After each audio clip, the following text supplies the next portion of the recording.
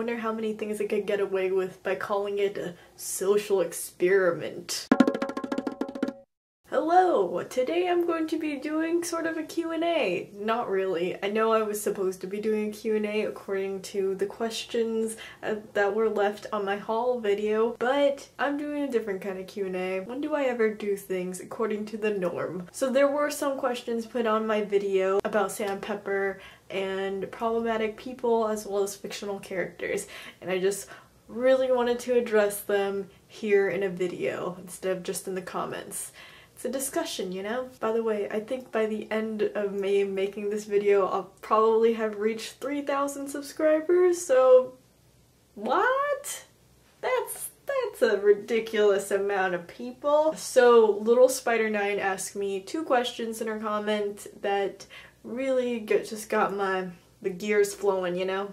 Gears don't flow. What are you talking about, Nancy? The first question asked me about what I thought about historically accurate things in books and television shows that are potentially problematic for our society. I think being historically accurate in books and television shows is very important, but we have to remember that fiction doesn't mimic reality. In fact, it shows us what could happen and the extraordinary parts of living. And I know there's a genre of fiction that tries to push you out of your comfort zone and make you uncomfortable, like Lolita, but I think for the most part, authors and writers and artists just really want to make the world a better place, more enjoyable place, and a more represented place. With that being said, artists, writers, and film producers, whatever, they have a sort of responsibility on their shoulders that maybe they aren't aware of, and it's that artwork and books have audiences, and audiences are usually indirectly influenced by what they see and what they learn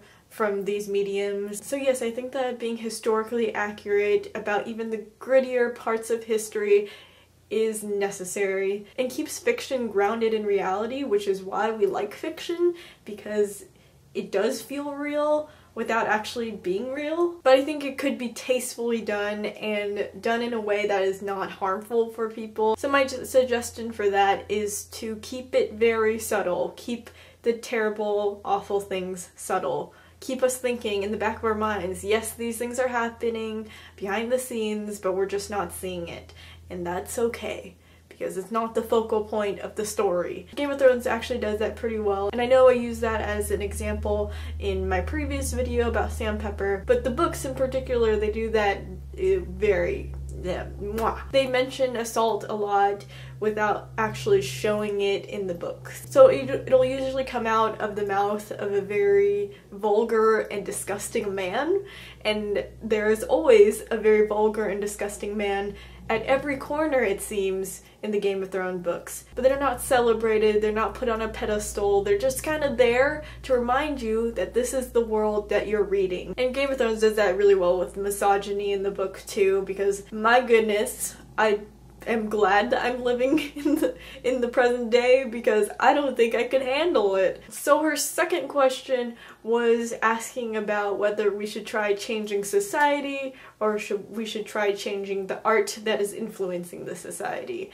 And I'd say do both, you know, might as well, right? That's a very interesting question though, because it's asking what came first, the chicken or the egg? And my answer to that is that it's just a mess. Art is influencing society, society is influencing art, because art is trying to keep it grounded into society, and then society is like, oh, I don't know what I'm doing. Isn't it interesting how we live in a world where someone makes something and could potentially influence someone else, and that thing can become a very necessary and significant part of that person? So Uma Duran brought up how the word problematic has become a buzzword, and I love that comment because yes, it has. And I really did want to add sort of a disclaimer about the word problematic, because I do think it is a huge buzzword and people sort of overuse it sometimes, especially in Tumblr, in connection to Tyler Oakley and John Green. 2 people that are not very problematic, in my opinion at least. Let me reiterate what I mean by problematic. So to me, problematic means someone or something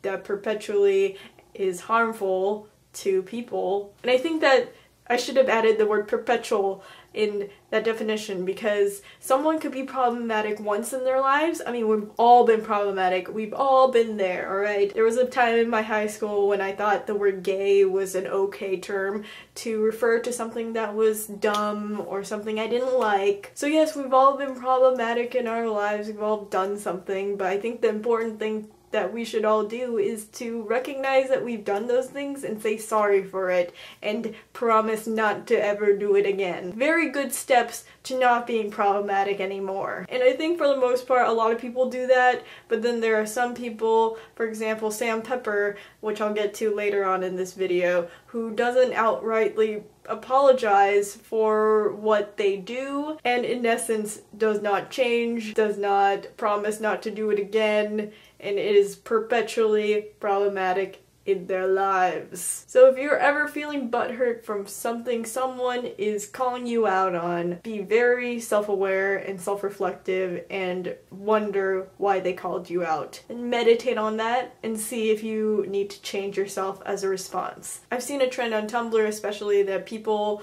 use the word problematic so hard that it becomes unforgivable if one were ever to do something inhuman. That's a little too much. You gotta give that person the benefit of the doubt that they might change after you call them out. And if they don't, kick them to the curb. Someone else in the comments also asked me if I saw Sam Pepper's other video series after that butt pinching one.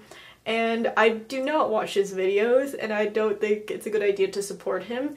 But I've seen a lot of discussion surrounding it. There's an excellent video you can watch about this, and it's by Laci Green, and she just does it on her webcam, but it's still so eloquent and well done.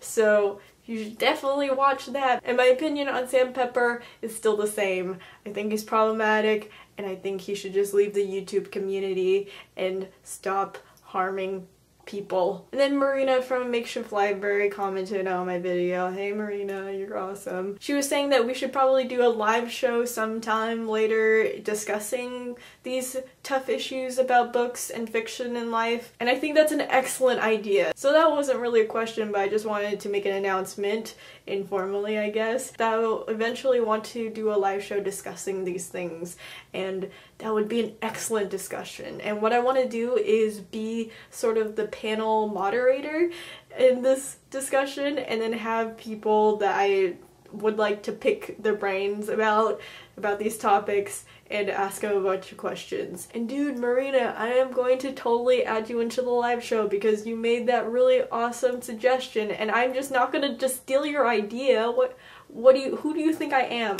So anyway, tell me your opinions down in the comments about any and all of these questions if you so please. And if you have any more questions, leave them down in the comments because I will eventually make more Q&A videos to answer them. So yeah, do that if you want to. So that is it for today's video. I will see you tomorrow. Bye! Yes, I was right. By the end of this video, I gained a lot of subscribers and now I hit 3,000. So thanks! Yeah! 3,000! Woo! Now I've gotten this far into the tag, I'm seeing the weirdness.